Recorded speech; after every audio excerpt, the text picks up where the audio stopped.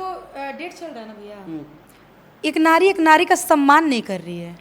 अगर हम करना भी चाहें, मैंने कितनी बार मतलब चाहा कि नहीं अगला अच्छे से मेरे साथ रहे, अच्छे से बिहेव करे, अच्छे से गाए बजाए, बट अगला को तो भूत सवार है। तो मैं एक गाना चाहूँगी कि जौवन नारी ना सम्मान करे नारी के, उ पात्र होले गारी के ना। कि जौवन नारी ना सम्मान करे नारी के, उ पात्र होले गारी के ना। भेंट भइला पौकरा के मारे जा झोटा लसारी के, उ पात्र होले गारी के ना। इहे ऐलान बाटे प्रियंका तिवारी के, मारी जा झोटा लसारी के ना। और एक और गाना है किशोर नाही ताल दहिया, किशोर नाही ताल दहिया, लागे जस लवंडा एक और धंधा हो गइल। मतलब किशोर नाही ताल दहिया, लागे जस लवंडा एक और धंधा हो गइल। कि एक और धंधा हो गइल, कि रोजे खोज नया बंडा एक और धंधा हो गइल, एक और धंधा हो गइल।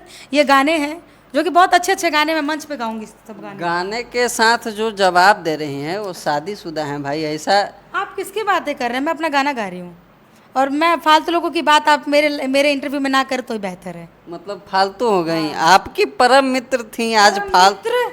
प्रियंका तिवारी इकलौती है, एक ही बहन हूँ मैं। बाकी हमारी मित्र में देख लीजिए नेहा राज जी हमारी मित्र हैं।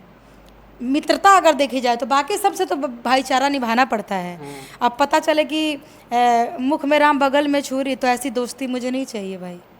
वो तो गाना कैसा लगा आपको? गाना बहुत मस्त तो है। बस गाना एंजॉय करिए। बड़ा मस्त है जवाब। आप अपने गाना एंजॉय करिए। कैसा लगा गाना भाई? आप एंजॉय करिए।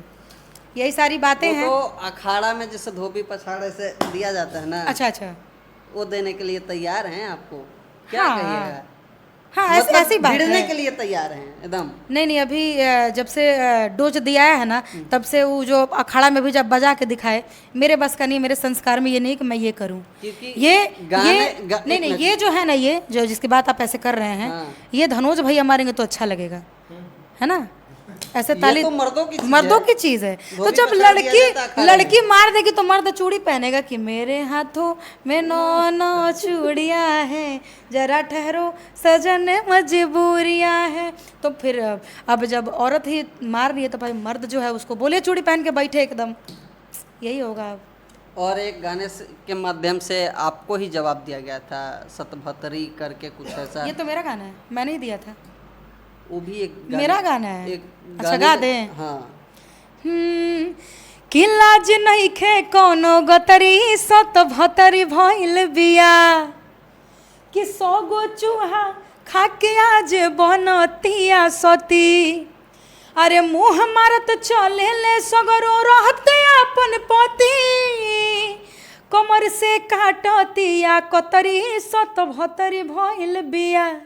लाज नइखे कोनो गतरी, सत भतरी भइल बिया, कि साधु बनतिया जबकि 100 चूहा भीतर बा, सब क के कहे लेकी धनी पवित्र बा। कैसा लगा गाना? गाना बड़ा मस्त। गाना अच्छा है ना? सब गाना मंच के लिए हम तैयार किए हैं, गाएंगे आने वाले समय मंच पे भी गाएंगे।